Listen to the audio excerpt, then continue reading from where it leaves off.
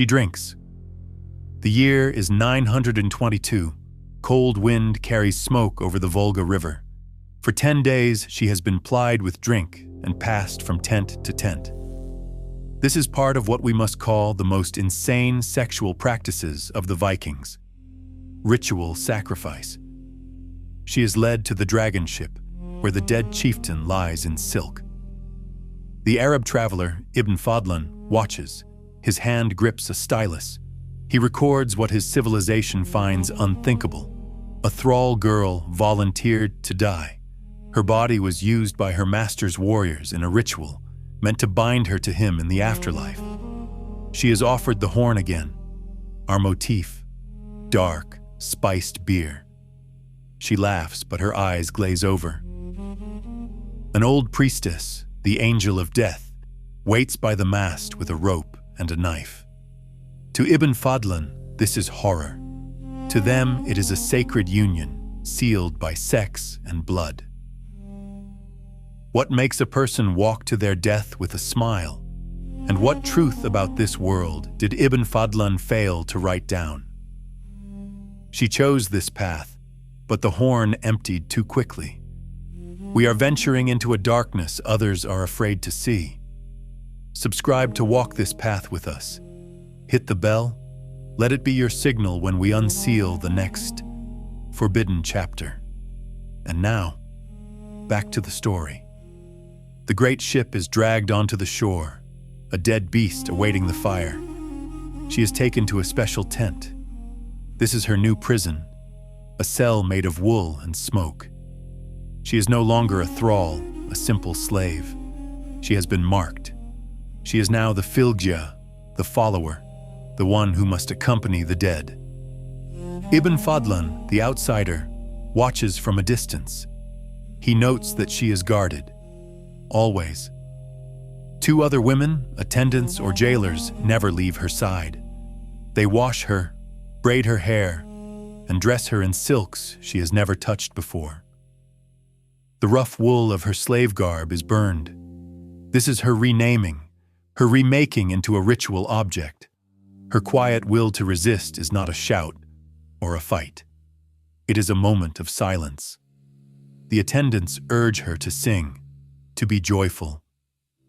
For a moment, she just stares at her own hands, at the foreign silver rings they have placed on her fingers. A flicker of terror in her eyes, quickly extinguished. The mercy offered to her is this elevation. She, who was property, will be honored. She will enter the next world as a noble's companion. The horn, our motif, is the tool of this mercy. It is always full, always pressed to her lips. The dark, spiced beer is thick with herbs. It is a mercy that dulls the senses, a kindness that erases the self. How do you separate honor from oblivion? The angel of death visits the tent. The old woman inspects her, not as a person, but as a sacrifice. She checks the girl's teeth, her hands, the weave of the silk. She is ensuring the offering is perfect. The girl is a vessel for the community's belief. The price for this brief, terrible honor is her body, then her mind, then her life. She is paraded from tent to tent, presented to the chieftain's men. Ibn Fadlan writes that they have sex with her, one by one. Each man says, "Tell your master I have done this only for love of him." Her body is no longer a tool for labor. It is a conduit for magic, a message sent to the dead. The 10 days are ending. The singing outside grows louder. The horn is almost empty. The condition is the sky. The sun climbs. It is time. The final trial is not a choice. It is a procession. The girl is led from the tent. Ibn Fadlan, the witness, cannot comprehend the logic. He asks a nearby Viking, through his translator, why they commit this horror. "You burn him. In an instant he is ash. We Arabs lay our dead in the earth, where they are consumed slowly." The Viking's answer is the cold refusal. He scoffs. You Arabs are fools. Because we love him and honor him, we send him to paradise in this very instant. He arrives with his wealth, his men, and this companion. There is no debate. This is the absolute law of their cosmos. The why is now resolved. This was not chaos. This was not depravity for its own sake. It was a brutal, pragmatic transfer of assets. The most insane sexual practices of the Vikings were, to them, a form of practical magic. The girl's body, used by the warriors, was a ritual act of severing their ties to her. They were collectively transferring her ownership back to the dead master, ensuring she served him and no one else. The price was simple: one thrall life, the lowest currency in their world, to guarantee the safe passage and eternal comfort of a chieftain, the highest. It was a transaction, written in flesh instead of silver. The escalation shifts. The soft pressure of the 10-day feast is over. Now, deprivation. The girl is brought into the sharp sunlight. She stumbles. The world is too bright, the drumming too loud. She is isolated in a sea of chanting people. The horn, our motif, is offered one last time. She drinks, deeply. This is the final silence, the moment the mind is extinguished before the body. The system inverts its own meaning. The things that were meant to destroy her, the drugs, the exhaustion, the terror, are her armor. She is no longer a slave. She is, for these last moments, a holy object. The crowd bows as she passes. The herbs in the beer have done their work. She is shielded by oblivion, protected from the reality of the knife. She is helped onto the ship. The angel of death is waiting, her face like carved wood. The girl is placed on the funeral couch beside her dead master. The ritual is now a machine, cold and efficient. Two men hold her arms. The old woman slips a corded rope around her neck. She is given the final horn, but she cannot hold it. She sings, or perhaps just wails, as the men pull the rope. The angel of death steps forward, the knife reflecting the cold, gray sky. She had to be broken to be made divine.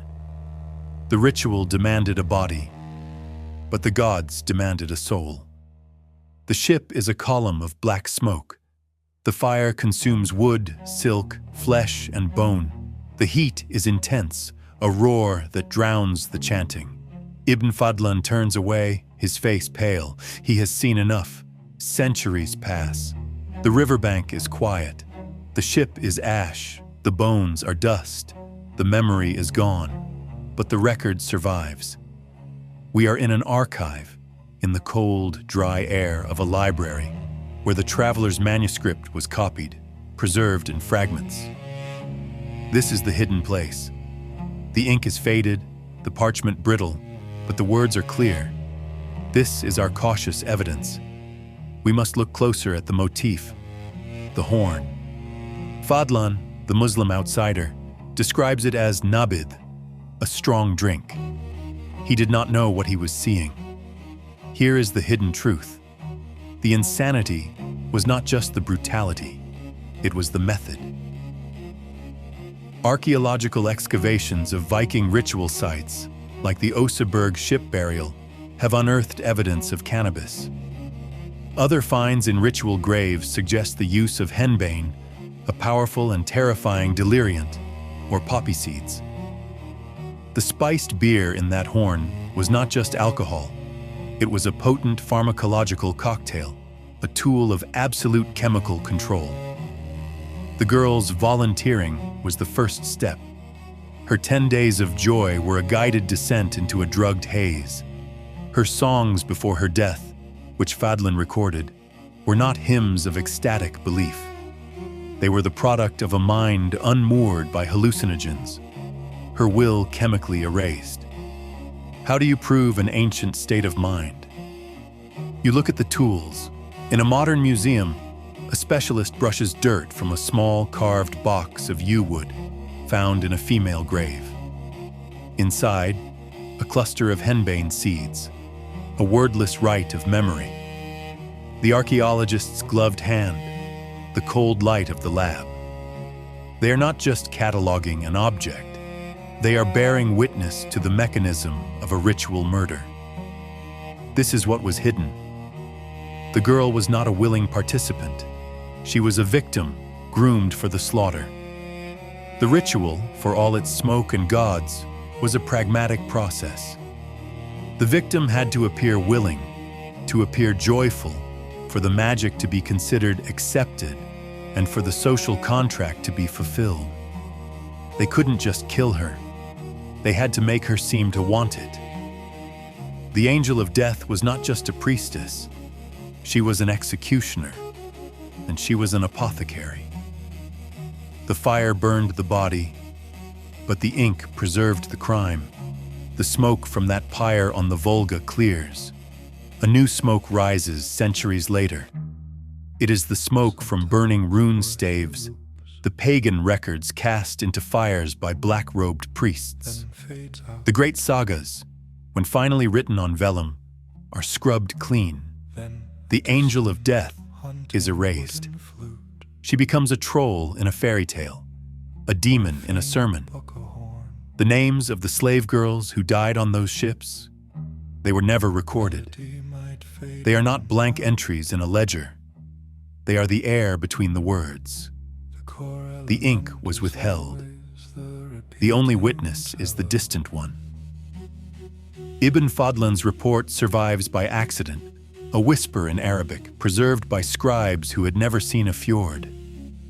Without his cold, factual horror, this entire practice would be lost to myth. The Norse records are silent.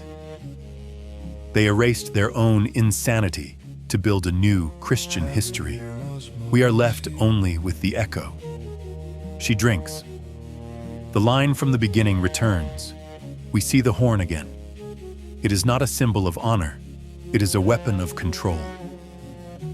The most insane practice was not the sex, nor the murder. It was the cold, pharmaceutical precision used to make a victim smile for her own execution. It was the complete, meticulous erasure of a human will, all to satisfy the dead. Subscribe, hit the bell, and like.